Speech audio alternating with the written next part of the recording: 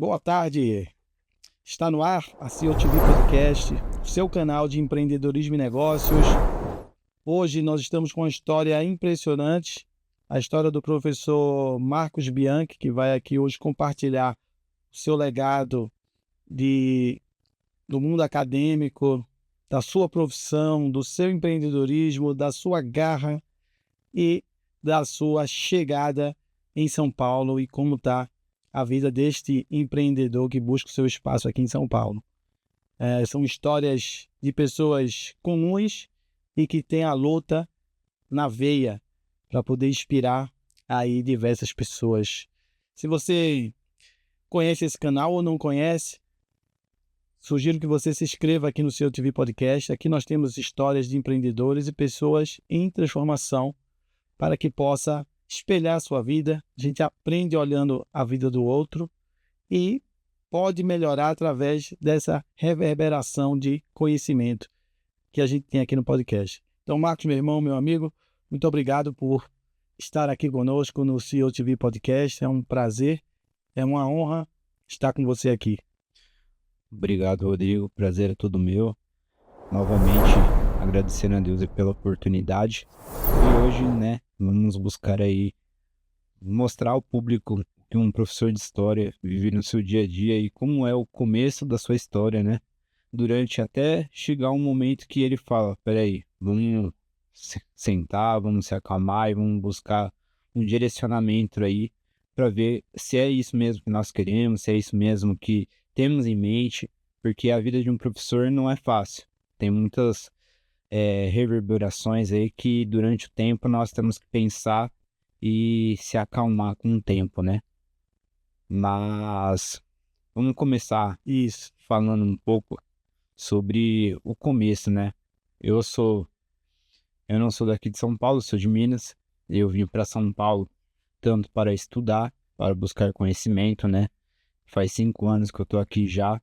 E essa vida aqui em São Paulo é um pouco mais difícil do que viver lá em Minas, porque lá em Minas, quando se fala, é só deitar na rede e esperar que as coisas aconteçam, né? Ou, se você quiser ter uma vida melhor, vai pra fazenda, montar em boi, criar gado. Mas a vida aqui em São Paulo é um pouco mais complicada. A minha história, na verdade, eu começo desde pequeno, né? Meu pai e minha mãe é enfermeira no começo e depois ela estudou medicina e veio aí a frequentar um pouco mais a área do conhecimento, né? E o meu pai, como militar já desde pequeno, ele sempre me direcionou ao estudo. O militar ele é um pouco mais ríspido nas questões acadêmicas, né? E ele sempre doutrinou eu e meu irmão para o estudo ser a primeira coisa que vem na nossa mente. Brincar na rua, essas coisas daí já é mais complicado. Mas o estudo era necessário. E quando eu era pequeno, eu queria jogar bola igual todo adolescente, só que meu objetivo, na verdade, era entrar para as Forças Armadas, que depois, com 18 anos, eu acabei entrando. Quando eu fiz 18 anos, prestei a prova com 17. Com 18 anos, acabei entrando nas Forças Armadas, entrei na ESA, em Minas Três Corações, e acabei ficando um tempo lá, 1 ano e meio. O que é que você aprendeu lá na ESA? Qual foi o curso de que você participou lá? Eu participei do curso de PQE, paraquedista do Exército, participei de infantaria. Ô PQD, PQD, hey, quero saltar com você. Muito bom. E Você chegou a saltar? Não, eu só participei do curso de formação só deles, mas o salto eu acabei não fazendo porque tinha que ir mais adiante. E isso daí é só na partir do 2º ano só, né? Eu só fiz o curso de infantaria só, que é aprender a guerra na selva, aprender a viver mesmo dentro da mata, né? Que é mais complicado, porque quem faz acampamento acha que é tudo fácil, mas é mentira, não é fácil. Ainda mais se for correr atrás de uma galinha. É muito difícil. Fiz infantaria também, CPOR. CPOR? Isso. Canção da Infantaria. Nós somos esses infantes. Hã? É. Pois é. E tem aquela música também da montanha, né? Não conheço da montanha, qual é? Da montanha é uma música, eu também acabei de esquecer agora, mas eu lembro basicamente como que ela é. E Depois eu fiquei um tempo lá, aí eu falei pro meu pai, eu não quero mais o exército, eu vou prestar o Barro Branco, ir para São Paulo. E foi aí que a história começou, porque meu pai não queria que eu fosse pro Barro Branco, minha mãe já ficou nervosa, porque o Barro Branco, querendo ou não, o estado de São Paulo é uma das questões mais difíceis que pode se colocar depois do Rio de Janeiro, porque o Rio de Janeiro, a questão de violência é muito grande.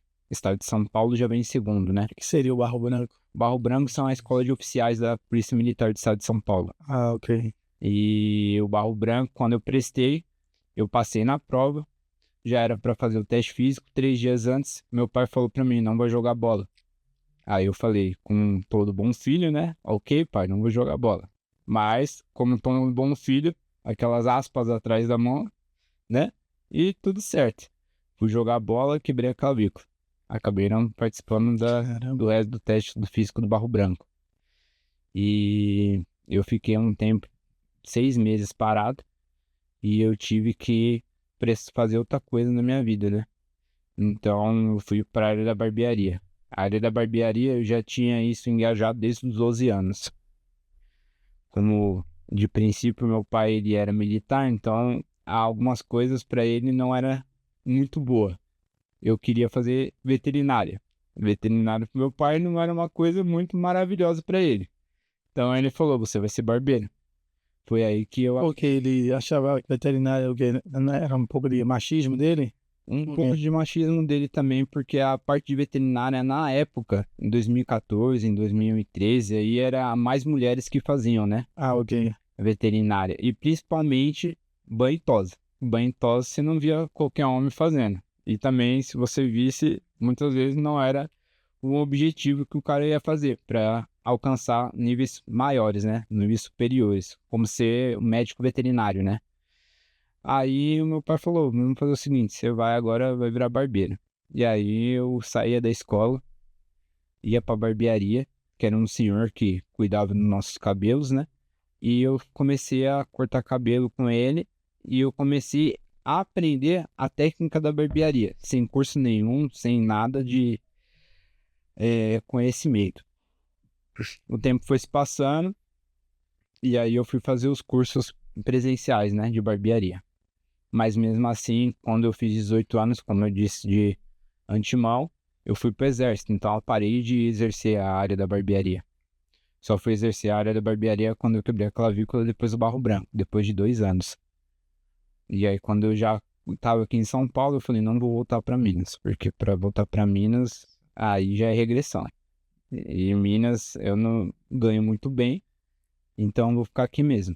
Aí foi onde eu recebi a oportunidade de ir para uma barbearia a 300, que hoje eu estou trabalhando, e eu comecei a trabalhar lá.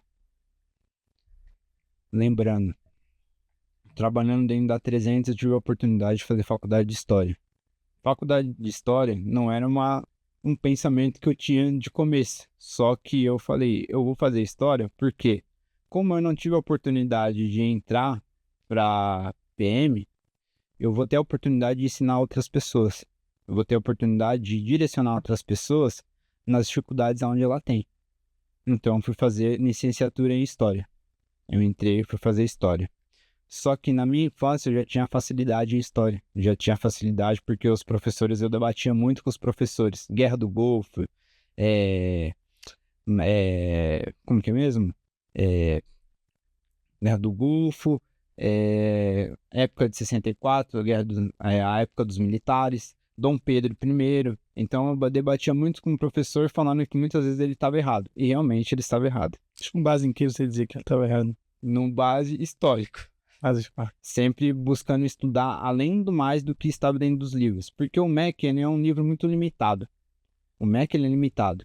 Quando você direciona o seu conhecimento à amplitude, você busca mais do que aquilo que está lá dentro. O MEC ele te dá o conhecimento básico, mas ele não te dá a amplitude de você querer ser mais do que aquele básico, né? Então eu creio que para ser um professor, às vezes você tem que ser muito mais amplo, porque vai ter alunos que vão questionar e eles vão ter que querer ver quem é você. Se você é mesmo um professor que ele tem um conhecimento básico ou tem um conhecimento muito mais avançado. Porque na sua cognição de pensamento, você às vezes está achando que está muito simples, está muito fácil. O aluno, não tem muito conhecimento sobre aquele assunto, ele não vai debater com você. Só que o aluno, ele vai debater com você. Então, acaba sendo uma forma de você respirar e direcionar o seu conhecimento, e buscar o conhecimento e entregar o melhor para o aluno. Mas hoje, lembrando, né, que a história, ela se repete milhares de vezes, né? Então, pensar que um aluno, ele sempre vai buscar algo que ele já conhece e algo que ele vai estudar e vai prever lá na frente. Quando eu comecei a estudar história, eu estudei história, na verdade, porque um professor, ele sempre me direcionou. Ele sempre me ajudou nas questões de história. E eu tinha muita dificuldade em exatas, só que em humanas eu era maravilhoso. Tanto que meu pai sempre falava pra mim, quando eu chegava em casa e tirava 10 em humanas. Falava, caramba, você tira 10 em humanas, cadê exatos? Aí eu falei, exatos não tem. Ele falou, então tira 10 em matemática, depois nós conversa. Então ficava muito mais difícil pra mim. Mas eu falava pra mim, eu tenho que tirar 10 em humanas, que é um negócio que eu vou trabalhar no meu futuro. E realmente foi o que eu trabalhei. Uma das questões, por eu ser professor, é uma professora minha, a Adriana, e ela era minha professora de português. Um dia eu tava fazendo a prova dela e ela olhou pra mim e falou, ó, tem que terminar a prova em 20 minutos. Maravilhoso, vou terminar a prova em 20 minutos. Eu olhei pra prova, virei pra prova e falei, essa prova é de merda. Quando eu falei isso, ela levantou e falou, vamos conversar lá fora. Ela falou um monte pra mim, mas eu entendi que o professor, mesmo ele te dando um chá de Simancol, ele tá te direcionando a você ser uma pessoa melhor. Então, o professor, ele tem a oportunidade de ser pai, mãe e professor ao mesmo tempo. Porque muitos alunos não têm nem pai e mãe. E o professor, ele faz esse trabalho. Então, O professor pode ser um exemplo, né? Exemplo para uma vida, né? sim, o exemplo na vida. E tinha uma coisa muito melhor nela que me fazia querer sempre mais. Que naquela época eu não era cristão, mas ela já era cristã. Então ela agia dos métodos do cristianismo, entendeu? O professor, quando nós colocamos o professor, uma coisa que ela falou pra mim, e eu até hoje tenho na minha cabeça, o professor, ele não é só um professor, o professor é um mestre. Mas antes de nós sermos mestres, nós temos que ser discípulo. E nós temos que ser aquilo que nós queremos um dia ser igual ao mestre. Então ela me ensinou que ela era uma discípula. Jesus era o mestre. E nós temos que entender que para ser professor, nós temos que ser igual ao mestre. Então hoje eu quero ser melhor do que eu sou hoje, porque eu sei que tem alguém que pode me ensinar a ser melhor do que eu fui ontem. Então hoje eu vou ensinando os alunos. Eu dou aula online, eu dou aula para o pessoal de provas para prestar concurso público, e eu não tenho nem mérito para fazer o melhor do que eu poderia fazer. Só que por eles acreditar que eu cheguei aonde eu estou, eles têm a possibilidade de confiança ainda. Você virou um exemplo de que pode chegar lá, né? Sim, pode chegar lá. Esse é um exemplo. E quando você vai estudando no decorrente da história, você vai estudando atualidades também, conhecimento.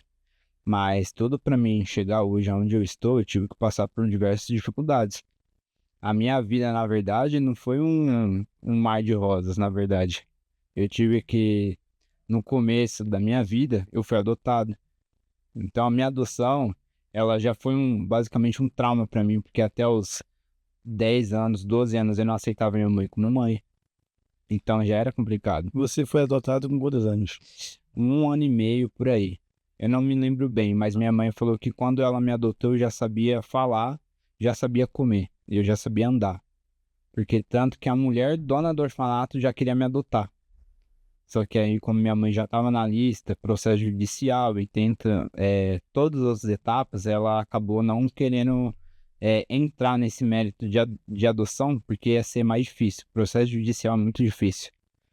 Eu tenho uma frase que meu pai falou para mim, que quando ele foi para me adotar, a assistente social entrou dentro da minha casa, que é do meu pai e da minha mãe, que são hoje meus, né? e abriu a geladeira, um armário e falou: vocês não têm condições de adotar essa criança. Porque meu pai, ele era recém-chegado dentro do bombeiro, não tinha nem um salário mínimo, vamos dizer, naquela época. E minha mãe, pior ainda. Então, foi uma luta para eles poderem me adotar hoje, né? E hoje eu estou aqui. E graças a Deus eles conseguiram. Mas antes disso, eu já passei por uma família. E antes de ser adotado, minha avó, que é de sangue, ela me deu para uma família, como se fosse uma troca de mercadoria, porque para ela era muito mais fácil. Aquela família queria ter uma criança, ela tinha uma criança, então vamos dar essa criança. E teus pais, tem notícia dos teus pais biológicos? A notícia não tenho porque, primeiramente, a lei não permite, né? Eu já fui atrás dos requisitos para poder ter acesso a eles, só que tem aquela restrição de minoridade porque eu era menor e meus pais e minha mãe assinou. Então a lei não permite isso daí. E mesmo se eu tentasse contato, ainda há aquela questão de será que eles vão aceitar, conversar, vão querer bater um papo, querer conhecer quem eu sou hoje, porque quem eu era antes e quem eu sou hoje é muito diferente, né? Então, talvez eu acho que não seria o viável neste momento. Quem sabe daqui a uns anos, quando talvez Deus ajude eu a prosperar cada vez mais, eu vá atrás desses papéis, consiga talvez trazer eles.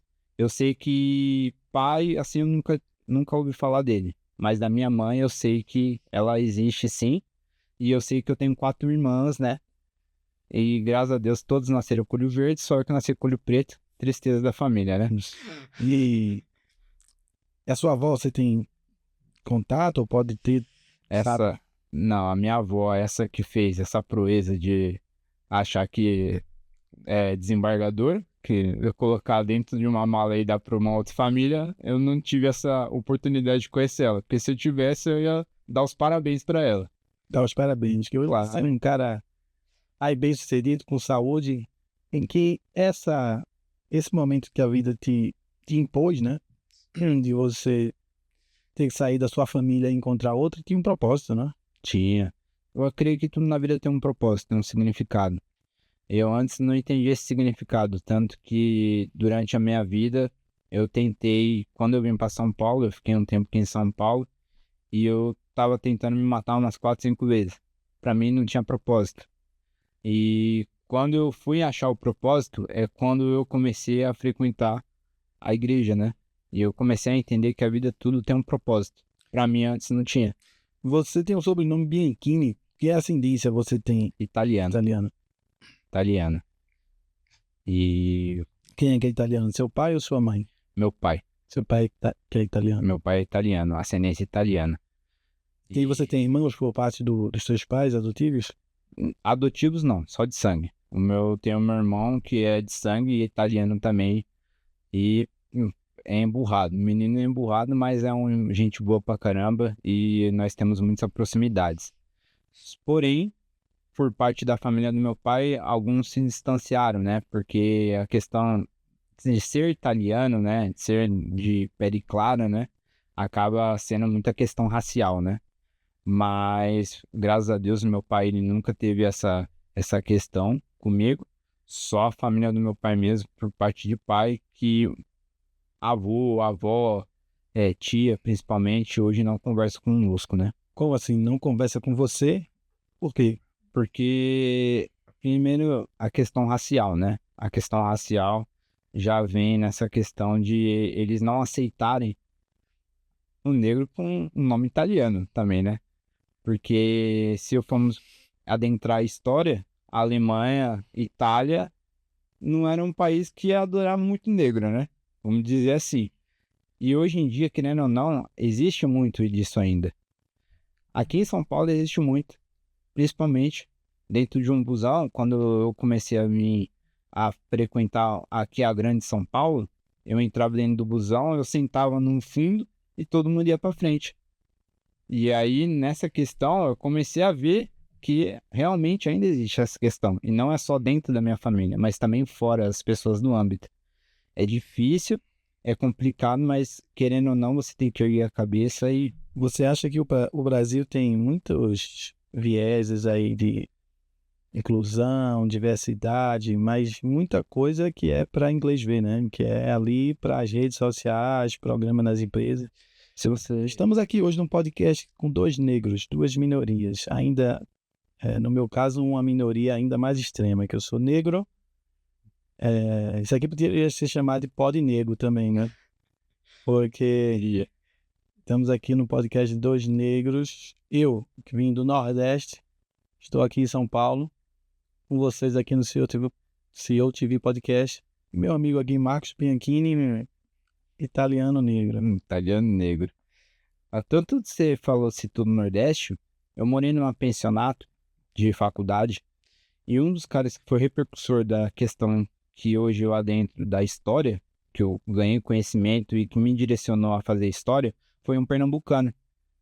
Pernambucano, gay e negro. Olha aí.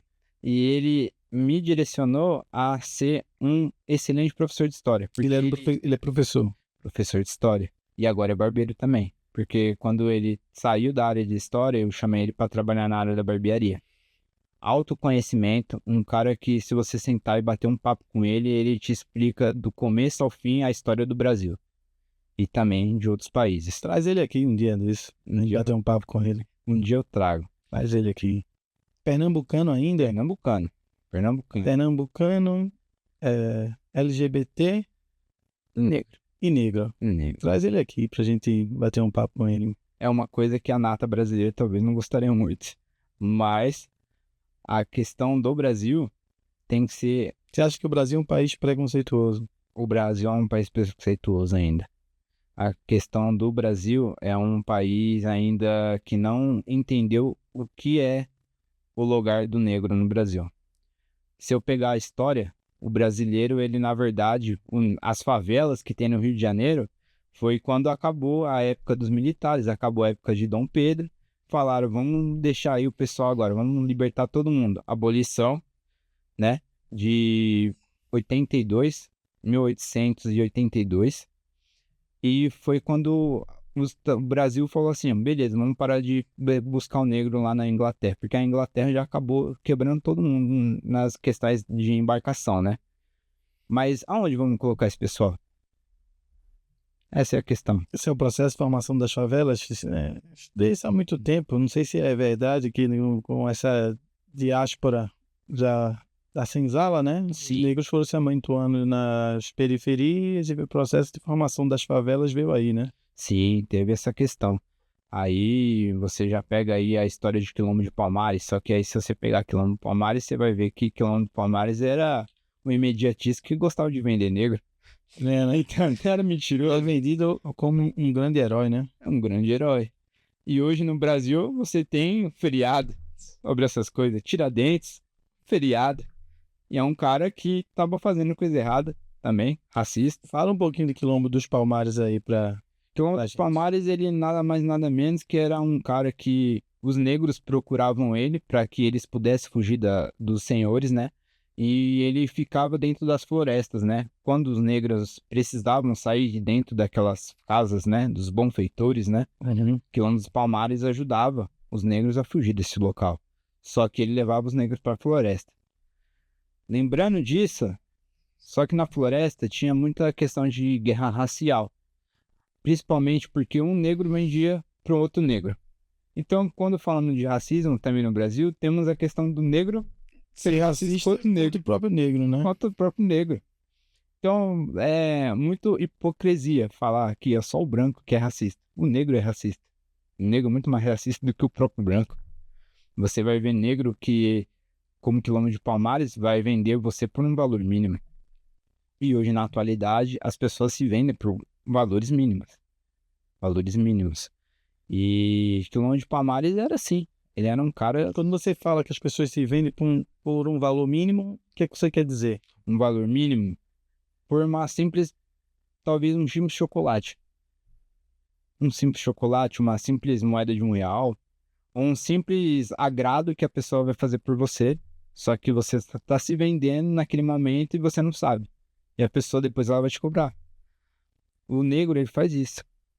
Muitas vezes meu avô... Tem uma frase que meu avô fala.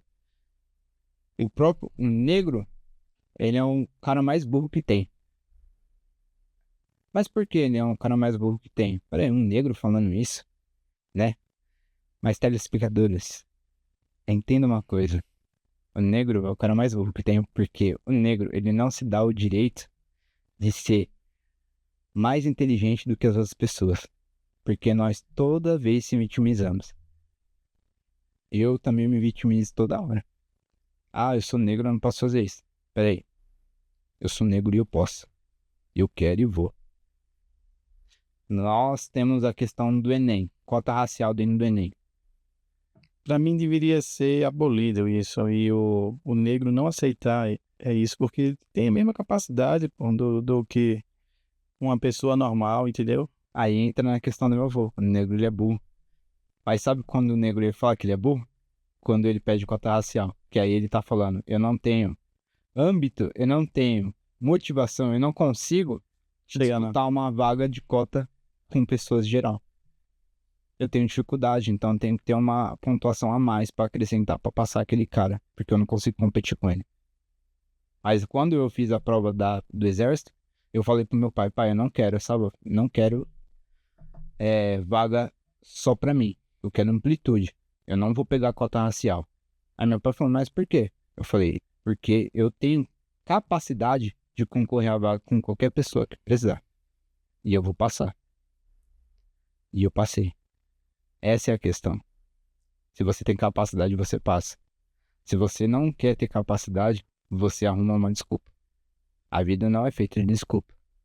Se eu tivesse feito um monte de desculpa na minha vida, hoje eu não teria licenciatura em História, não teria bacharelado, morando numa pensão, muitas vezes com dificuldade financeira, e com meus pais longe, e eu tendo que trabalhar, estudar, e muitas vezes passar aula para as pessoas que precisam, gratuitamente. Lembrando, gratuitamente. Eu não cobro por isso, porque eu acho que a educação tem que ser gratuita. Diferente do que alguns outros locais, né? Mas... E esse trabalho que você faz social, né? É social. Você faz um trabalho social aí bonito de você dar aula de reforço, como é que é isso aí? Eu pego o pessoal que vai prestar concurso público, por exemplo, PM, Exército, Marinha, Aeronáutica, concursos que as pessoas elas sempre estão mais focadas em história e português, porque português e matemática, porque são as questões mais difíceis que caem na prova.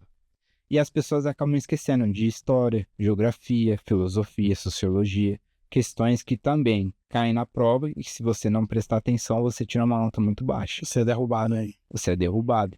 As pequenas coisas você é derrubado. Então eu faço com que a pessoa ela entenda que ela pode focar em português e matemática, mas história, geografia, filosofia e sociologia também é importante. Essas pequenas coisas são muito importantes para você não ser derrubado. E como você divulga esse trabalho seu de fazer essa licenciatura online, nessa mentoria de concurso público com esses possíveis candidatos a essas vagas? Como é que você divulga isso? Eu divulgo pelo meu Instagram. No meu Instagram eu deixo muitas vezes divulgado lá, que eu às vezes estou passando, eu vejo primeiro os editais que estão se abrindo, concurso público, e eu já começo a divulgar. Ó, pessoal, saiu o concurso público de tal coisa. E aí eu falo, ó, eu vou passar a matéria sobre esse concurso. E aí eu já deixo pronto pro pessoal ir lá e se inscrever e conversar comigo. E aí eu vou passando as matérias para ele. Mas antes disso eu também tenho que estudar, porque professor ele também tem que estudar. Você passa essas matérias como numa videoconferência, como é que é? No direct. No direct. Ah, você vai passando pelo direct. Direct. Do Instagram, né? Do Instagram. Você prepara o material em Word? Preparo material no celular mesmo. Vamos lá. Por isso que eu comprei um celularzinho melhorzinho para montar. E eu vou pegando as questões de prova, vou montando, vou colocando as respostas numa pasta privada e vou enviando para a pessoa para ela entender o que é a matéria, entender o que ela vai precisar e ela vai fazendo os exercícios das questões. E você faz tudo pelo celular? Tudo pelo celular. Que fantástico, rapaz. Tem que buscar a melhor didática, né? Porque as pessoas elas merecem educação. As pessoas elas merecem entender o que o Brasil eles têm para dar de qualidade e dá dificuldade também. Falando desse negócio do preconceito na sua família, isso aí foi apresentado para você desde que você era criança? Essa questão de você ver claramente que existia um preconceito? Assim, foi apresentado desde quando eu era criança, assim, porque as pessoas, quando elas não querem ficar à sua volta, elas não ficam. Quando as pessoas elas olham você diferente, você começa a entender. Principalmente, eu sei que talvez pode ser um modo afetivo maravilhoso chamar você de chocolate, mas às vezes pode ser que também não seja, entende? Sempre há algo por trás. E principalmente porque minha mãe, ela tem o meu avô, por parte de mãe, não é 100% negro, mas ele tinha a congestura da etnia negra, né? E Como assim, quase o negro é moreninho, como é que é é? o moreninho, mulato, vamos dizer assim, né? É um mulato. E por parte de pai, Eu gosto do conceito americano que não existe moreno, como é que no Brasil, mulato, moreninho. O negro é branco lá. lá é meio, não tem meio termo. Ou é negro ou é branco. Ou black or white, quando aquela Vamos música lá, canta. isso. Black or white. Aqui no Brasil nós temos várias etnias, várias congesturas de falar ou é negro, é mulato, é branco, é preto ou é azul, né? Daqui a pouco tem até azul também, né? Hoje em dia já tem tudo, né? Mas aí pela conjuntura de o olhar, de falar, principalmente das questões que ninguém falava com a minha família por parte de mãe, né?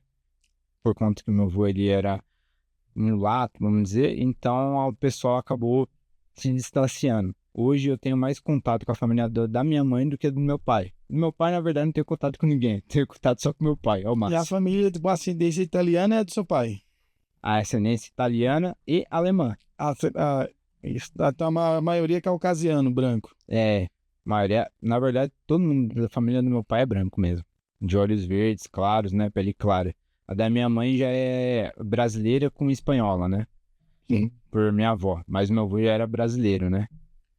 Mas na parte da minha família, do meu pai mesmo, já tem aquela questão ainda da etnia, né? E você percebia no seu meio, né, que sua mãe, depois seu pai militar e sua mãe médica, vocês deram uma melhorada, né, de condição, como você falou no começo da sua vida. Ela era enfermeira, ela virou médica, ela naturalmente teria uma condição melhor, né? Sim. E você sentia esse preconceito lá em Minas e depois sentiu aqui em São Paulo. Você chegou em São Paulo com quantos anos de idade? São Paulo, eu cheguei em 2019 para São Paulo. Aí eu só vim para São Paulo para prestar o Barro Branco e depois eu voltei. E depois eu vim em 2020 de novo, né? Aí eu fiquei um tempinho aqui em São Paulo, só que aqui em São Paulo, quando eu vim para São Paulo, foi muito engraçado porque meu pai falou assim, não fala com ninguém quando você chegar lá. Aí eu, beleza. Desci do busão, vi um cara com a porta do carro aberta. Aí eu falei, moço, a porta do seu carro tá aberta. Ele falou, o que você tem a ver com isso? Já queria arrancar a porta do carro dele. Falei que a educação prevalece aqui, né? Em São Paulo, maravilhosa educação. Mas porque a gente que vem de fora tem esse rótulo de que em São Paulo a média das pessoas tem mais educação do que onde a gente vem. Pelo menos era assim nas minhas indas e vidas do Nordeste para cá, a gente se falava isso, né? sim, Mas aqui tem uma realidade também bem diferente, assim, a forma de ser das pessoas tal é um pouco diferente, né? Mais reservado. sim, o pessoal lá, principalmente no interior de São Paulo também, que eu já morei, né? Em Fernandópolis também. O pessoal, ele é muito, vamos passar o Natal na minha casa? Interior, né? Né, interior. Minas principalmente, vamos lá passar o Natal na minha casa? Tá sozinho aí? Vamos, cola aí. E aqui em São Paulo, não. O máximo que ele vai falar é, tá passando fome? Tô. Então continua. Então, em São Paulo é basicamente isso. É muita, assim, muita arrogância, talvez prepotência, mas o pessoal aqui em São Paulo é muito mais focado na questão monetária. E quando você vê pessoas de outros estados, de outros meios, as pessoas são muito mais calmas, muito mais direcionadas, conversam melhor com você. Principalmente, eu tive contato com pessoas de fora do Brasil também, Guiné-Bissau, a África do Sul, Estados Unidos, que moravam comigo na pensão, e o pessoal, tranquilo, trocava uma ideia maravilhosa com você. Guiné-Bissau, eles têm a língua portuguesa. Tem a língua portuguesa, só a comida que é horrível. Mas a língua portuguesa é maravilhosa deles. Tá certo. Porque quer que o pessoal, outros amigos de Guiné-Bissau já fizeram uma comidinha pra você? Já comida com azeite de dendê até o talo, parecia que tava saindo chama da minha garganta. Aquilo lá é horrível. Mas, pessoal, gente boa, conversa, estudam. O mais importante disso é que eu vejo a comparação entre o Brasil e os outros países. Você chega para um aluno aqui no Brasil e você pergunta sobre a história do Brasil, o aluno muitas vezes não sabe. Agora você pergunta para um cara de fora, como eu na barbearia, já perguntei para um cara que era tanto dos Estados Unidos como como que é mesmo? Do país do menino, França.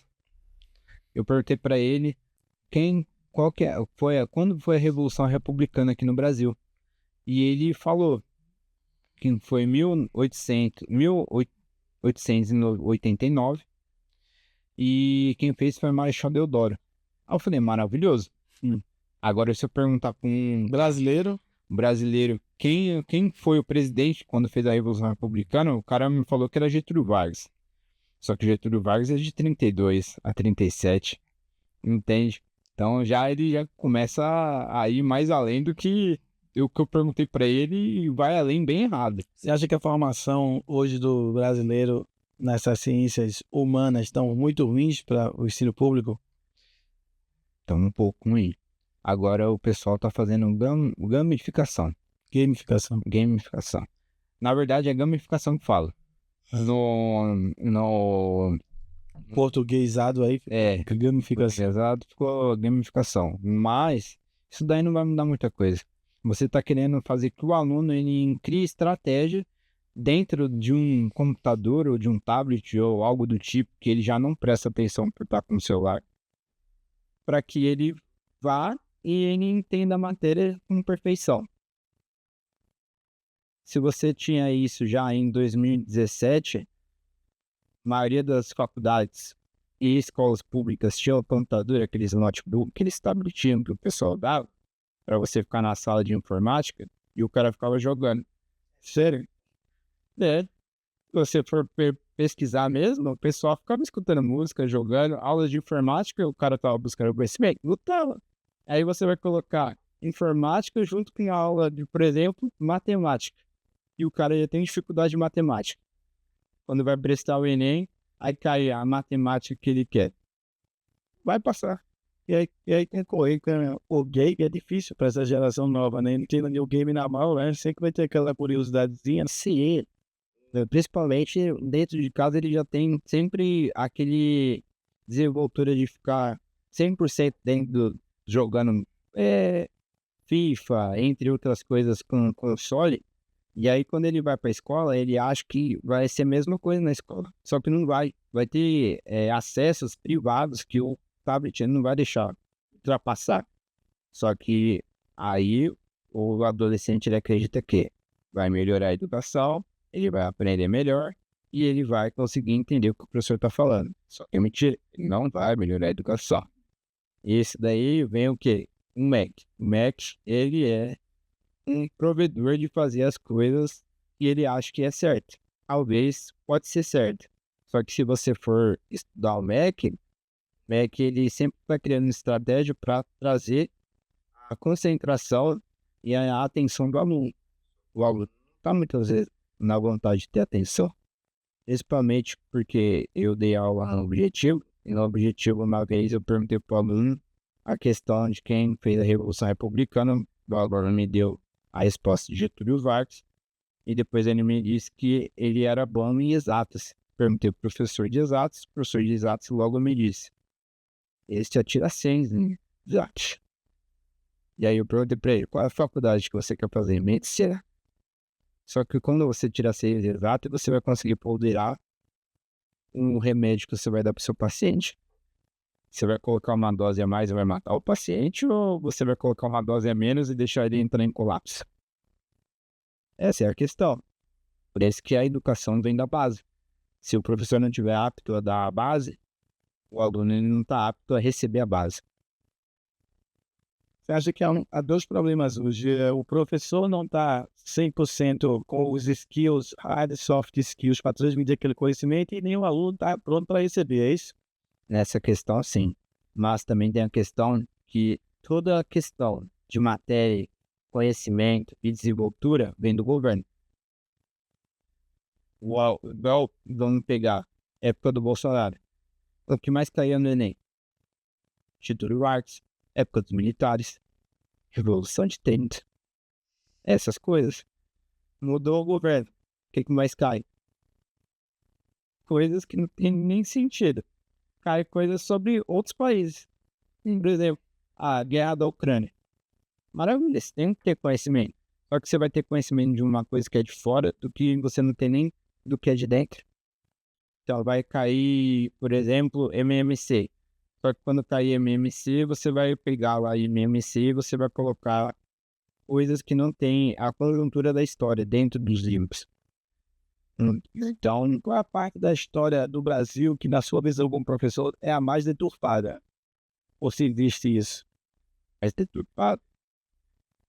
Sim, no ensino, conta uma história que você, dentro da sua formação superior, seja, pô, a história não é assim. Dom Pedro. Dom Pedro. Dom Pedro, chegando num cavalo branco, gritando independência, arte. E mentira, ele tava cagando. Ele tava no toalete cagando e todo mundo fala que a história é maravilhosa. Só que é mentira. Dom Pedro ele não tava nem lá, o cavalo dele nem era branco. Aquele cavalo de Napoleão, se você pegar nos livros de história, o cavalo de Napoleão era branco. Dom Pedro nem tinha cavalo direito. E o Brasil naquela época já estava entrando em colapso, porque Dom Pedro I e Dom Pedro II não estavam mais se entendendo. Outra parte da história, Getúlio Vargas. Quando você pega a Alemanha nazista, o Hitler ele sai da Alemanha. Beleza. Muitos falam que Hitler ele veio para o Brasil, Principado do Rio Grande do Sul. Só que Getúlio Vargas ele era fascista também. Só que como que Getúlio Vargas ele morre, dá o tiro no próprio peito, se a bala, hoje na visão balística, a bala foi de lateral, para você dar o tiro no próprio peito, tinha que ser uma questão muito simples de ele ter alguém que direcionasse a bala no peito dele e dasse, e ele morreu quando o Hitler já tinha saído da Alemanha. Então, peraí, ele morreu sem ninguém ver ele e ele próprio se matou. Pode ser que sim, que ele morreu sim no quarto de hotel, só que a questão é, o Hitler veio para cá, só que se ele viesse para o Brasil, o Brasil estava fazendo um trato com os Estados Unidos. Só que se os americanos soubessem que Hitler veio para o Brasil, imagina a guerra que ia ser no Brasil. Então o Hitler era muito assim com Getúlio Vargas, não era mais fácil Getúlio Vargas dar o tiro no próprio peito sem deixar nenhum rastro? E Hitler vivia a vida dele tranquilo. Mas em que fatos históricos se tem essa vertente aí que Hitler veio para o Brasil? Quando você pega a história do Hitler, você começa a entender que o Hitler não foi achado. Alguns fatos históricos falam que ele também foi para a Rússia, meio o corpo dele tá lá, até hoje não se sabe.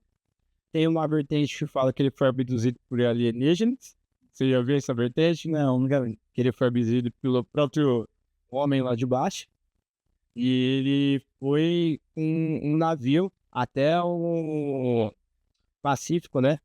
E a Inglaterra mandou um navio atrás para ver se o Hitler realmente estava lá. Só que quando chegaram lá, eles foram abduzidos por alienígena e o próprio Satã recebeu eles e falou que o Hitler estava lá.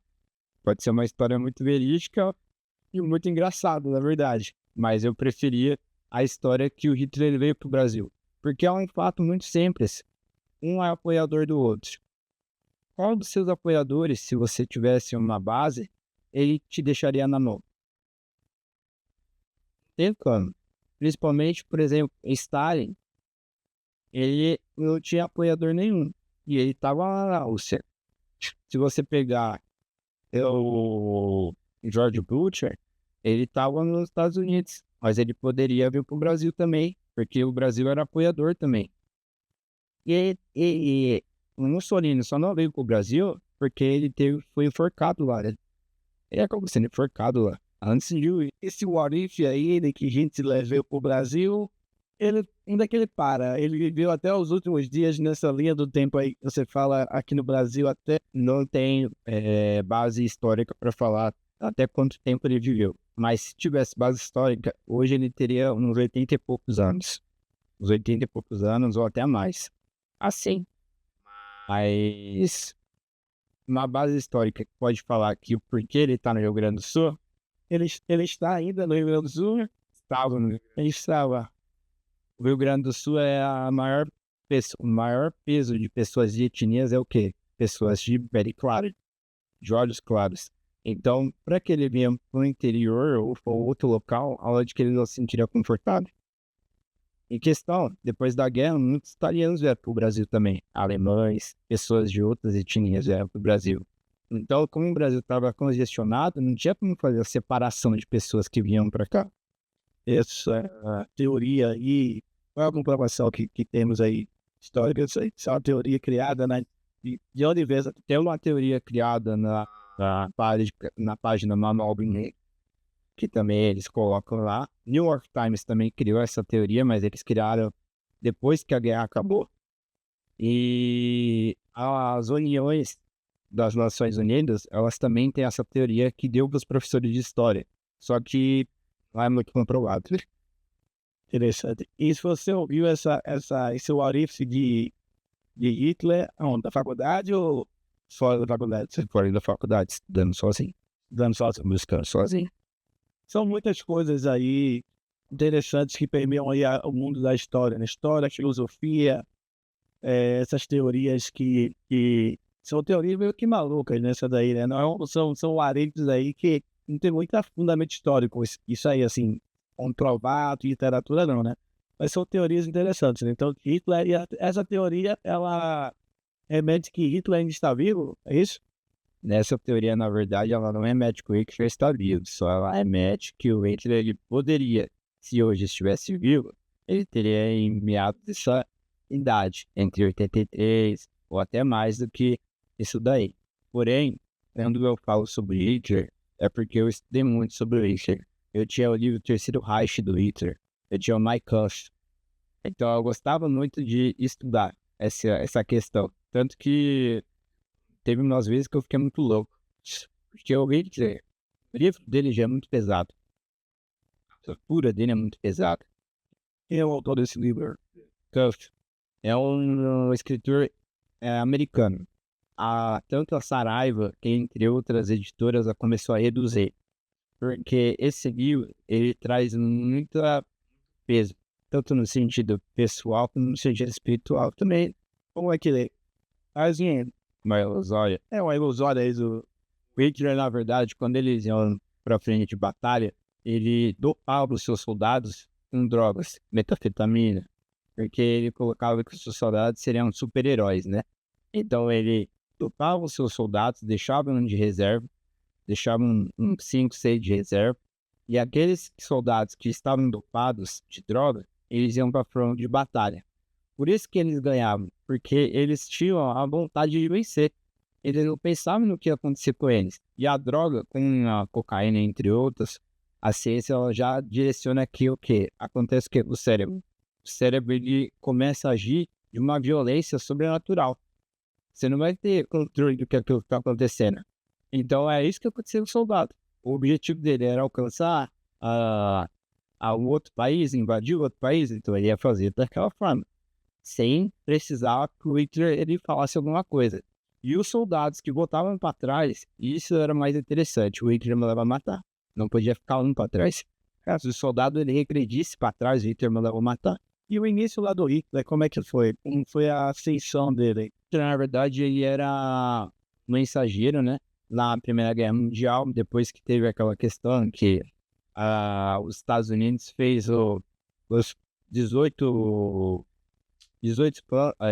pontos de Wilson, né? E quando a Alemanha ela foi colocada como a pior infratora da guerra, o Hitler ele sentiu, como toda a Alemanha sentiu. Só que o Hitler, ele falou, peraí, eu consigo mudar isso. E um dos pontos mais cruciais era o quê? As Ligas das Nações tinham colocado que a Alemanha não podia ter exército, não podia ter tanque, não podia invadir território, não podia fazer nada disso. O maior culpado é a Liga das Nações, porque a Liga das Nações, ela viu o Hitler aumentando o exército, falou pro Hitler, não, só tá aumentando o exército, pode aumentar, a gente vai na paz. Comprando um tanque, tá comprando só um tanque para proteger o país, né?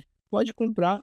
Só que quando o Hitler, ele invade a Tchecoslováquia, aí ele já vai um problema muito grande, porque ele tá invadindo um território que nem era dele.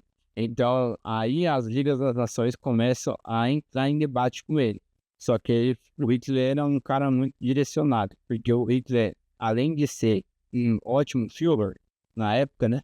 Ele era professor de geografia, professor de história, ele era professor de conhecimentos gerais, ele era jornalista, matemático e um bom palestrante. A oratória dele era excelente para dominar qualquer pessoa. E ele era pintor também, né? Pintor também. Só que aí eu acho que ele deu errado nessa profissão e acabou querendo acabar com o mundo, né? Que é meio mais complicado do que isso. Mas quando ele foi pro front de guerra, ele foi na Primeira Guerra Mundial. Ele foi pro front de guerra e ele começou a ter mais a autonomia de ter mais possibilidade de conhecer o que é um exército alemão. E aí foi quando ele tomou o tiro na perna, né? E ele acabou ficando aleijado, mano, e acabou ficando em casa sendo cuidado pela mãe dele. Alguns fontes relatam que a mãe dele era maltratada por um judeu. Por isso que ela acabou vindo a falecer também, a mãe dele, né? E aí, por esse falecimento da mãe dele, ele teve raiva dos judeus, porque Hitler ele não gostava de judeu. O Hitler nunca falou que ele não gostava de negro. Ele não gostava de negro, era Mussolini. Hitler, ele é centralizador dos judeus. O problema dele era pro judeu, não pro negro. Então, tanto que quando o Hitler ele vai pro front, depois que ele assume a posição de Führer, que hoje se fala que o presidente da Alemanha morreu, né? Só que como ele morreu do nada, e o Hitler assumiu a posição de primeiro-ministro da Alemanha. É uma história muito deturpada, né? Errada essa questão, né? Mas aí ele acaba indo pro front, acaba desenvolvendo as tropas. Tinham crianças que Hitler direcionava para que elas fossem para frente do front e ganhassem conhecimento de guerra. Se a criança ela fazesse 13 anos, 14 anos, ela já deveria participar da tropa já. E elas tinham que ter em cabeceira de cama um Mein Kampf, a história dele. Era obrigatório. E se não tivesse, ia pro fuzilamento. E aí essa questão daí acabou sendo um reflexo não só lá, mas no mundo inteiro. Porque essas crianças começaram a venerar, né? E como você pode venerar alguém que vai acabar com ele? Quando nós pegamos essa história, nós vemos hoje Estados Unidos, vemos Ucrânia, vemos Rússia. Querendo ou não, aconteceu uma guerra. O estopim da guerra foi o quê? A revolta de um país porque não aceitou a derrota. O estopim da guerra com a Rússia e a Ucrânia é o quê? A revolta de um país que não aceitou perder uma parte do país dele. Mesmo sendo um país independente, ele fala, não, esse país ainda é meu, a Ucrânia ainda é minha. Mentira, a Ucrânia não é mais dele, é independente. Só que ele ainda acha que a Ucrânia é dele. E aí vem toda aquela questão de a Liga das Nações, novamente fechando os olhos. Vem toda a questão do tratado econômico, neoliberalismo. E aí vai levando mais adiante. Na sua visão, qual era o objetivo final do Hitler? O retiro final do Hitler? Vamos. Se a gente botasse um arete de Hitler tivesse vencido a Segunda Guerra, o que ele faria? Ele tem suas coisas, se autoproclamaria rei do mundo, presidente do mundo, o que ele ia fazer? Se ele conquistasse tudo. Primeiramente, o Hitler só não venceu a guerra por causa da Inglaterra, que ele não conseguiu derrotar a Inglaterra, porque a Inglaterra tinha um bom, forte exército. E os porta-aviões do Hitler eram péssimos. Segundo, que se ele tivesse dominado o mundo inteiro, hoje ele seria o nosso presidente. E eu acho que um dos piores ainda. E eu nem estaria aqui vivo ainda. Mas eu acho que muitas coisas iam mudar. Porque principalmente tem uma parte da história que fala que o Hitler, quem ganhou a primeira Copa do Mundo foi a Alemanha. Sabia? e a Alemanha ganhou uma Copa do Mundo porque o Hitler entrou dentro do vestiário e falou que aquele que perdesse ia morrer. E imagina se o Brasil tivesse isso. Quantas Copas do Mundo ele ia ganhar? Entende? Mas a questão não era a autonomia, mas sim a persuasão dele. E hoje o mundo ele seria totalmente fragmentado, todo quebrado. Ia ser igual a Alemanha, dividida no meio. E aquela época foi uma das épocas mais tristes, né, que tem. A parte ocidental da Alemanha e a parte do outro lado da Alemanha com o capitalismo e uma parte com o socialismo, né? A parte com o comunismo, vamos colocar assim, né? A Alemanha é dividida pelo muro de Berlim. Mas que a queda do Muro de Berlim foi um grande marco. Foi um grande marco, porque mostrou para o mundo que nada estava perdido, né? Ainda existia algo que poderia mudar, principalmente para a Alemanha, que hoje a Alemanha é um dos países mais fortes do mundo. Potência, né? Como é que se reergueu assim a Alemanha depois de toda a guerra, todo o ostracismo de todo mundo, porque quando acabou a guerra, a Alemanha virou patinho feio. A Alemanha e Japão virou patinho feio de todo mundo. O mundo inteiro via, imagina pós-guerra, venceu. Quem era Japão e quem era Alemanha. O Japão tinha arrasado com 2 bombas atômicas, né? Atômicas, e a Alemanha não. Por que não jogaram bomba atômica na Alemanha? Porque o cientista que estava fazendo a bomba atômica, ele saiu da Alemanha e foi para os Estados Unidos. Que hoje nós sabemos que o cientista que ajudou foi o Einstein, né? Ele teve uma ajuda pequena, né? Lá na guerra. E teve também um outro cientista, que agora não me lembro o nome, mas ele foi um dos cientistas mais importantes para que essa bomba atômica ela fosse feita, né? Só que, imagina, você já acabou com a Alemanha na Primeira Guerra Mundial. Imagina destruir a Alemanha novamente na Segunda. Tem pessoas que não têm culpa. Existe uma frase, uma música no exército: a paz queremos com tenor, a guerra só nos causa dor. Se um dia a pátria amada for ultrajada, o que seria ultrajado?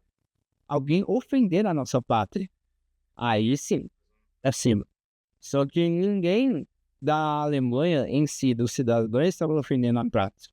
Na verdade, eles queriam que a guerra acabasse. Que eles já estavam vendo que a guerra ia dar merda. Só que eles queriam mudar isso daí, mudar esse momento. Só que o Hitler sempre ele achou que por bem ele mandava em tudo, acabava com tudo e ia plantar o dele em qualquer país. Só foi descobrindo que é mentira, que ele não manda em nada e não apontava o dedo para qualquer país, principalmente Estados Unidos, que até hoje, que é a planta dele dos Estados Unidos, vai por terra também, né? Que os Estados Unidos ele tem uma grande potência bélica. E a Rússia também. Tem uma bomba da Rússia que até hoje não foi estourada, da Segunda Guerra Mundial. Imagine se hoje, em pleno 2026, ou se ela quisesse apertar o botão e estourar uma bomba dessa. E que tipo de bomba é essa? Bomba atômica. A bomba atômica. É a mesma que foi usada em Hiroshima e Nagasaki, só que colocava com 7 vezes mais de potência. Então, acabaria com metade do mundo. Mas para eles não é benefício, porque acabaria com o mundo. Então, por que acabar com o mundo? Se nós pudermos dominar na forma que até o Maquiavel, acho que hoje entraria nesse quesito. Como é que você vê aí como professor de história, aí o fim, aí pelo que a história conta, né? O fim da Segunda Guerra Mundial, como você vê esse desdobramento aí de fim do Japão, Itália e Alemanha, né? Que era o eixo do mal, né? Itália permaneceu, nunca virou uma grande potência, né? É aquele país que fica ali, né? Japão se tornou uma grande potência, hein? Que se deve a isso? A cultura japonesa. Na verdade, ele sempre foi aquele cachorro que não sabe para onde vai. A Itália, ela fica entre o muro, né? Questão do muro. Esse lado tá ganhando, igual os Estados Unidos prometeu milhares de coisas para a Itália foi pro lado dos Estados Unidos. Só que no final, Itália, muito obrigado por você me ajudar, só que aquilo que eu te prometi é tudo mentira, tá? Então, parabéns. Mas, Japão, por si só, Japão, ele tem um robô tecnológico que faz mais que nós, seres humanos, né? Então, a potência do Japão subiu 7 vezes mais. Mas por quê? Porque eles entenderam que a agronomia, a tecnologia, entre outras coisas, eram mais necessárias do que uma guerra. A guerra, na verdade, foi a questão da Belle Époque. Lembra a Belle Époque? A Belle Époque foi onde que começou a corrida da tecnologia, é onde que os Estados Unidos corria contra a Rússia para lançar o primeiro homem à Lua. E o Neil Armstrong, né, foi, só que como nós pegamos, a verdade foi a Rússia primeiro que ganhou a guerra, né, da corrida tecnológica, né. Só que não foi contabilizado porque o cara não acabou não chegando 100% na Lua, né. Quem não chegou na Lua? Yuri Gagarin. Yuri Gagarin. Yuri Gagarin. Yuri Gagarin. E também tem a cachorra Laika, né? A cachorra Laika que acabou vindo a falecer durante um dos testes, né? Mas os Estados Unidos até hoje eu acho que não pisou na Lua, porque só tem foto de bandeirinha balançando e nós sabemos que no espaço não tem ponte gravitacional para isso e principalmente não tem vento, né? Até onde eu acho. Não sei, nunca fui para a Lua, então... E porque atualmente a gente não vê, assim, não sei se tem, né? Expedições na Lua de ser humano pisando na Lua atualmente. Nós vemos expedições de seres humanos pisando na Lua, correto? Mas por que não é direcionado para todo o público? Isso. Jornal Nacional, o país todo saber. Porque é só o pessoal privado sobre isso. As maiores potências, talvez, tem o Elon Musk fazendo a nova espaçonave para mostrar que existe vida fora do Terra, mas eu acredito nessa questão. Se ela não abre, não é abrangente ao mundo inteiro, não tem como ela falar que existe algo. Se não existe algo, pode existir talvez, uma questão que um dia nós pisaremos na Lua, mas que nós já pisamos. Você não acredita que o homem pisou na Lua, então? Não. Tanto que se você pegar, principalmente no livro de história, você vai abrir lá, tá a foto da bandeira dos Estados Unidos, assim, aí você vê o balanço da bandeira e você vê a sombra. É que você pode ver uma bandeira balançando e uma sombra no chão se a Lua não tem centro gravitacional, não tem ar, e o Sol, ele dá talvez até mais distante, porque o Sol é uma ponta e a Lua na outra. E tem milhões de galáxias passando antes disso. Então não tem como. É algo que é ilustrativo. Pode ser levantado, porque a NASA é um dos centros mais desenvolvido tecnologicamente. A tecnologia na NASA, imagina que nós estamos aqui, eu e você, conversando, e a NASA está monitorando nós pela sua câmera. Isso acontece Pelo celular. pelo celular. Eu aprendi, tá até falando com o Manuel Marinho, fez o podcast aqui com a gente também. Recebi um Reels do Instagram, que a Alexa, né, fica em modo de gravação constante. Que quando você entra lá no site da Amazon e vai nas configurações dos seus dispositivos, Alexa e tal, você tem que desabilitar essa função, senão dá para você escutar todas a sua vida que tá em casa falando, tá lá tudo gravado. E o melhor, sabe o metro quadrado da sua casa. Sabe os passos todos que você dá. Pois é. E aí imagina você que nem sabe direito do metro quadrado, você não quer saber o direito do metro quadrado da sua casa, o cara que tá lá no outro lado do mundo já sabe quantos passos você tá dando, o que você tá fazendo, a hora que você sai e o que você pretende fazer amanhã. Isso é estratégia militar. Eu já tenho que saber previamente o que você vai fazer, atuar naquilo que você vai uma hora fazer. Estratégia militar. Estados Unidos, Japão, Rússia, China, são todos estratégias militares. Hoje no Brasil também temos equipes igual antigamente a KGB, a CIA, lembra? No Brasil também temos. Só que no Brasil não é tão divulgado.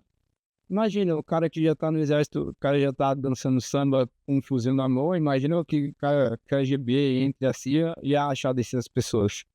Para nós, aqui no Brasil, nós estamos top. Lá fora ainda eles acreditam que nós temos que evoluir muito mais. Principalmente questões morais, psicológicas e tecnológicas. Porque a nossa moralidade lá para fora, atualmente, principalmente Israel, pode falar muito bem disso, tá péssimo. Tecnológica, pior ainda. Falando da questão, voltando naquela questão racial dos negros, né? Hoje, sim, eu sou contador, um movimento crescente aí de mostrar atitudes e vitórias da profissão de contador, de tributarista, sendo negro. Isso é um negócio que também me incomoda, porque a lei está lá para todo mundo, você lê, interpreta, e vai ser tributarista, vai ser contador, é igual para todo mundo.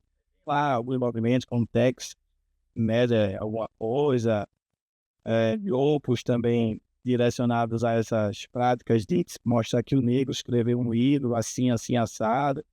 Outros são, em certa maneira, contra esse tipo de movimento, né? Porque livro é livro, você vai lá e escreve. Hoje, com a inteligência artificial, até você faz um prompt e a inteligência artificial vai escrever um livro para você. Sim. E tem que se justificar por ser negro e escrever um livro, né? Por exemplo, os grandes negros, Michael Jordan, ele, esses caras nunca chegaram para dizer que eram os melhores na sua área e eram negros, né? Sim, principalmente o Michael Jordan foi um cara extremamente excelente no que faz. Excelente, não, é o melhor, né? Melhor, é verdade. Mas quando nós pegamos pessoas de raça, sim, nós podemos usar também o antigo presidente dos Estados Unidos, Barack Obama, um dos caras que desenvolveu e fez metodologia para que os Estados Unidos seja a grande potência que é hoje. Você acha que o Brasil um dia pode ter um presidente negro? Já tivemos. Que foi? Nilo Peçanha. Nilo Peçanha, né? Peçanha, um grande presidente, inclusive foi morto. Engraçado, né?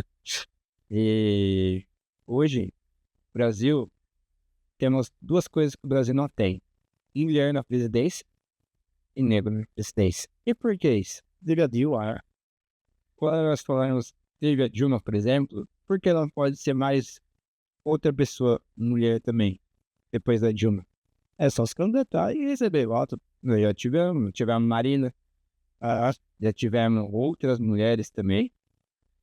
Só que o Brasil não é viável essa parte, porque ainda é questão. O Brasil ele vive naquela cultura de que o homem é o centro.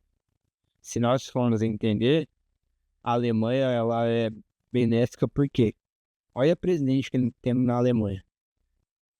Isso, né? Extra. E aí nós podemos colocar que lá é candidatura de 4 anos, igual aqui no Brasil, correto? Se você fez 2, parabéns, faz mais 2. Se você fez mal os 2 anos, você não faz nem os outros 2. Já veio o vice. Brasil, você faz 2 anos, tá errado, faz mais 2, tá errado, vamos fazer mais 4 para ver se não é certo. Você acha que não deveria ter reeleição no Brasil? Sim, no Brasil, no texto geral. Brasil. O Brasil não deveria. Agora isso, deveria. Você deveria ter igual os outros países, igual a Alemanha, 2 anos de eleição. Se deu certo, parabéns, continua. Se não deu, aí você sai do poder e já vem um vice. Porque aí dá poder a pessoa fazer mais 2 anos roubando, fazendo as coisas que vai fazendo que o povo brasileiro desacredite que existem pessoas de bem, poder. E aí é aquela questão. Nós temos pessoas capacitadas para fazer dar certo, só que nós não temos a população a favor dessas pessoas. Porque a população é escassa de conhecimento. A escassez do conhecimento leva depois ao arrependimento. Se você fosse ministro da Educação, que mudanças, 3 mudanças que você faria para a educação brasileira? Primeiramente, melhorar a ideologia de contexto dentro das escolas. Contexto quais? Modo que você dá aula, modo que você direciona o aluno e o modo que o aluno ele se apresenta dentro da aula. Hoje talvez eu possa falar que eu colocaria uma escola militar, na verdade. Você é a favor da escola militar? A favor.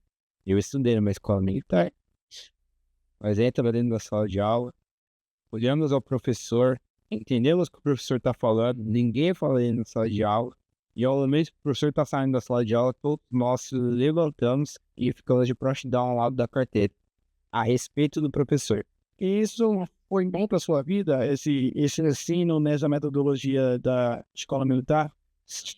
Eu estou bem porque eu aprendi que temos que ter respeito, honrar as pessoas que estão direcionando o conhecimento para nós, e assim nós entendemos que nós somos totalmente 100% de toda a população, porque as pessoas que muitas vezes ela ganha mais conhecimento, ela vai começar a entender que tem pequenos locais, grandes locais que ela não faz mais parte. Então, entra na minha parte da minha vida também, que eu trabalhei muito em Santo André, trabalhei muito em São Caetano, ABC Paulista, e lá hoje esse tipo de conversa que eu tenho contigo, eu não teria lá, porque as pessoas são escassas de conhecimento. E a escassez do conhecimento faz com que a pessoa se torne uma pessoa soberba e ache que sempre vai estar certa naquilo que ela esse. Você acha que a história ainda vai ser escrita, o capítulo de vida fora da Terra?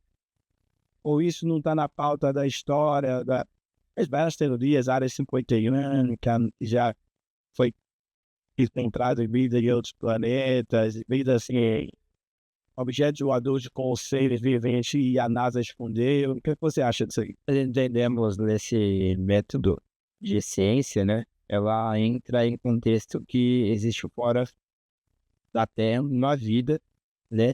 E essa vida ela consiste em ter ar, ter águas, né? Para que os seres humanos possam sobreviver lá quando nós sairmos aqui do planeta Terra e vamos conhecer lá, né?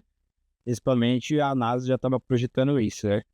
Só que direcionando esse contexto, eu creio que pode sim haver vida fora da Terra, só que não todo mundo almeja ter.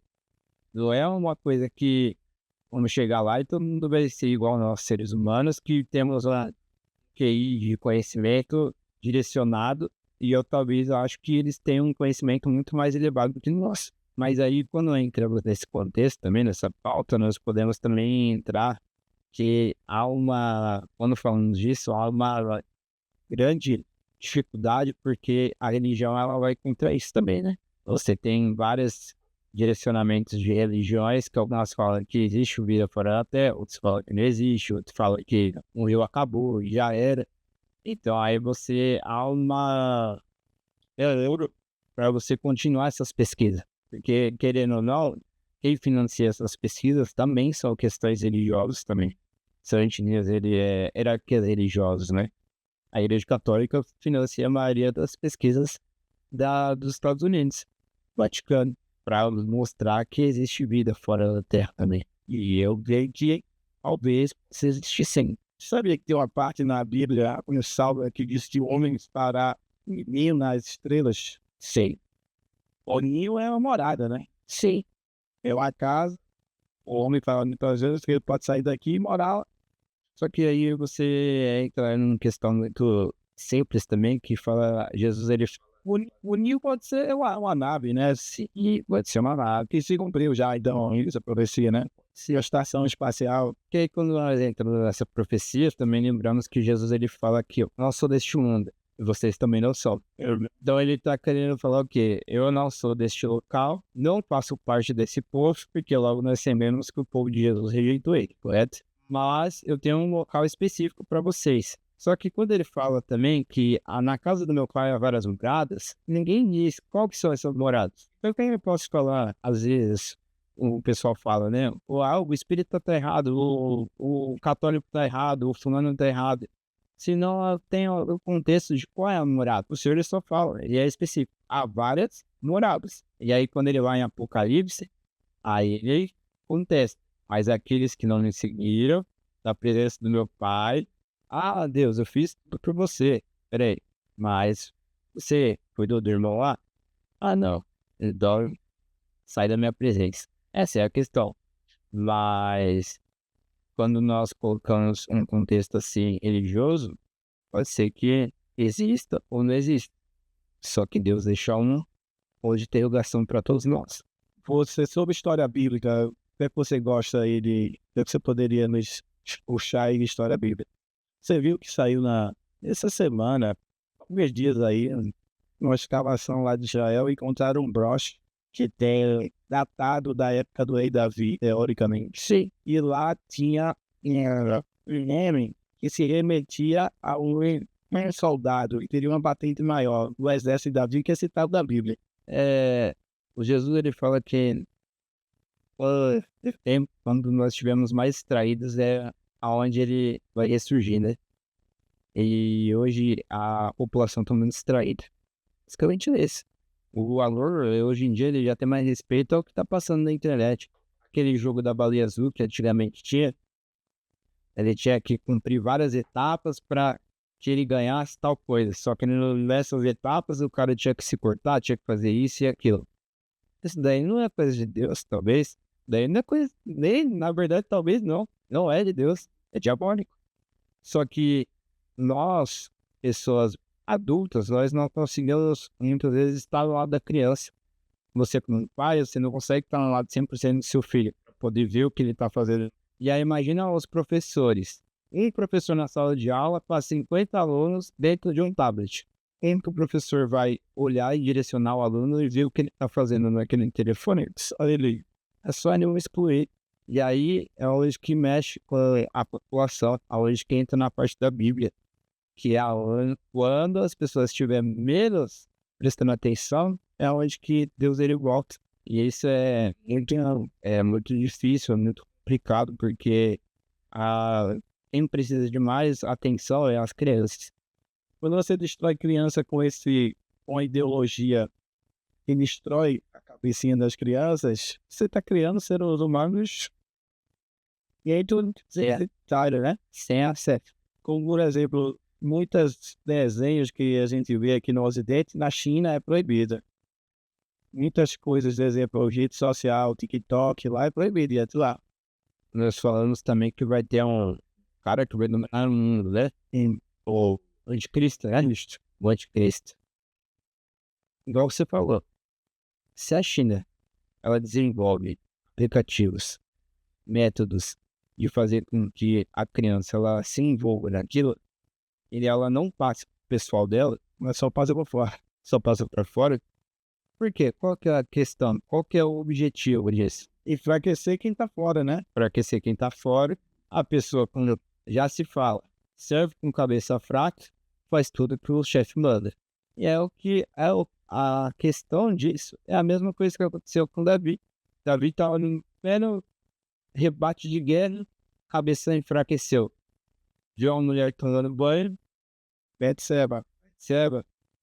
falou, vou ficar com essa mulher. Mandou Urias lá pra frente de batalha, hein? Vai lá e vai dar tudo certo. Vai mesmo? Ah, vai dar tudo certo, sim. Ele já sabia que deu errado. Só que cabeça fraca faz com que cometemos erros permanentes. A China, esses países que são socialistas, comunistas, a verdade, né? Eles fazem com que as pessoas elas tenham a cabeça fraca para que eles consigam dominar. E nós, com a cabeça fraca, depois lá na frente vamos ver que nós cometemos erros permanentes. E nós vamos prosseguir. A história é feita de erros permanentes, desde a época de Dom Pedro até hoje. Desde a época dos reis até hoje. As pessoas gostam de brincar quem descobriu o Brasil, né? Aí não tem quem descobriu o Brasil. Vocês já estavam aqui. Eles descobriram Sobre o Brasil. Essa história nunca foi contada, né? Quando os índios descobriram o Brasil, né? é, Se você tivesse que fazer considerações finais para essa nossa audiência que está hoje em 12 países e falar um pouco dessa mentoria que você faz online, gratuita, para pessoas que precisam ter esse conhecimento de história para passar no concurso público, esse trabalho social, como é que as pessoas te acham?